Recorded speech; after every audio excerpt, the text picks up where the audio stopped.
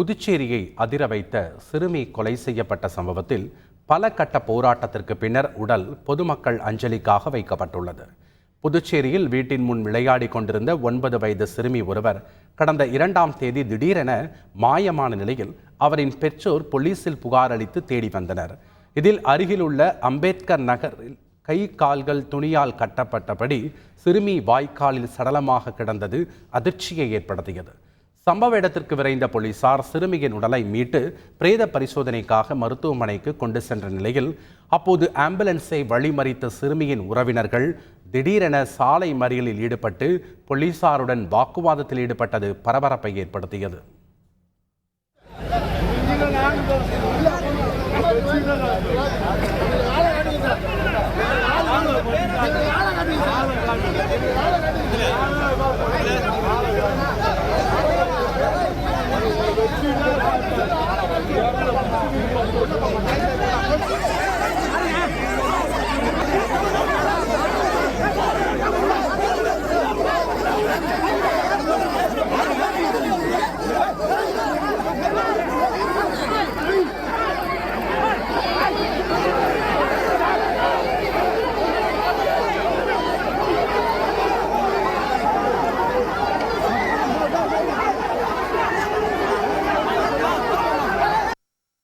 இந்த வழக்கில் 5 பேரை பிடித்து போலீசார் விசாரணை நடத்தி வந்த நிலையில் அதில் 19 வயது இளைஞரான கருணாஸ் மற்றும் 57 வயது முதியவரான விவேகானந்தன் ஆகியோர் சிறுமியை பாலியல் வன்கொடுமை செய்ய முயன்று கொலை செய்தது தெரியவந்தது. இருவரும் கஞ்சா போதையில் சிறுமியை ஐஸ்கிரீம் காட்டி கடத்திச் சென்றது தெரியவர இருவரையும் போலீசார் கைது செய்தனர். இதில் தான் உடுத்தியிருந்த வேட்டியில் சிறுமியின் கை கால்களை கட்டிய முதியவர் சிறுமியின் உடலை வாய்க்காலுக்குள் வீசியதாக போலீசார் தெரிவித்தது பெரும் அதிர்ச்சியை ஏற்படுத்தியது. இதனிடையே இந்த வழக்கில் தொடர்புடைய அனைவரையும் கைது செய்ய வலியுறுத்தி இளைஞர்கள் மற்றும் பல்வேறு சமூக அமைப்பைச் சேர்ந்தவர்கள் புதுச்சேரி கடற்கரை சாலையில் போராட்டத்தில் ஈடுபட்டனர்.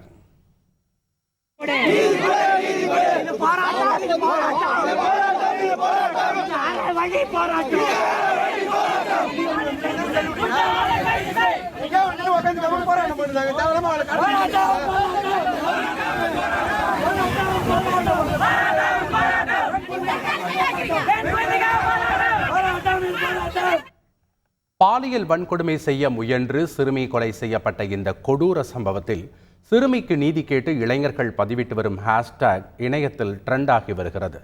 மேலும் இந்த கொலை சம்பவத்தை கண்டித்து தேசிய மகளிர் ஆணைய உறுப்பினர் குஷ்பு மற்றும் பல்வேறு அரசியல் கட்சியை சேர்ந்த தலைவர்கள் கடும் கண்டனம் தெரிவித்து வந்தனர்.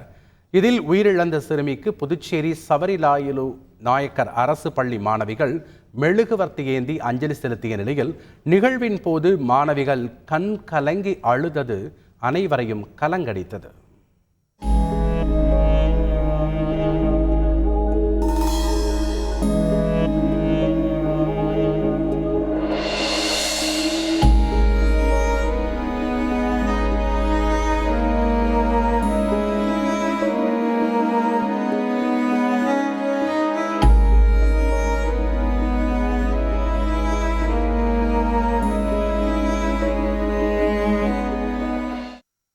சிறுமி கொலை சம்பவத்தில் ஈடுபட்ட அனைவரையும் கைது செய்ய வேண்டும் என வலியுறுத்தி உறவினர்கள் மற்றும் பொதுமக்கள் உடலை வாங்க மறுத்து போராட்டத்தில் ஈடுபட்டதால் பரபரப்பு ஏற்பட்டது.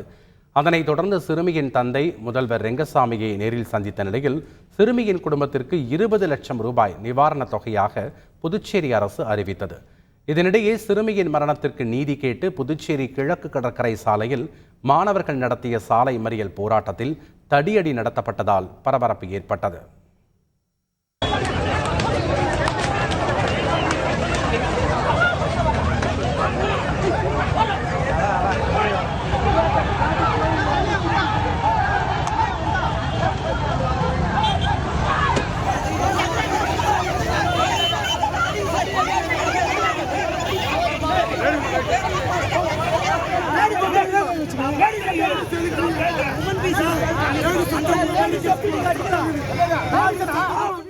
இந்த சூழலில் திடீர் திருப்பமாக சிறுமியின் உடலை வாங்க தந்தை கையெழுத்திட்டதால் உடல் வீட்டிற்கு கொண்டு வரப்பட்டது.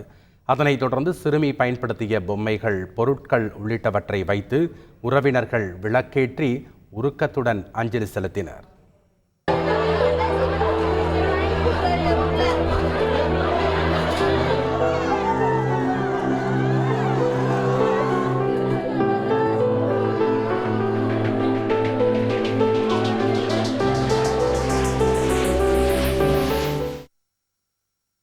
இதனிடையே சிறுமியின் உடலுக்கு துணைநிலை ஆளுநர் தமிழிசை சவுந்தரராஜன், புதுச்சேரி முன்னாள் முதல்வர் நாராயணசாமி உள்ளிட்டோர் நேரில் அஞ்சலி செலுத்தினர்.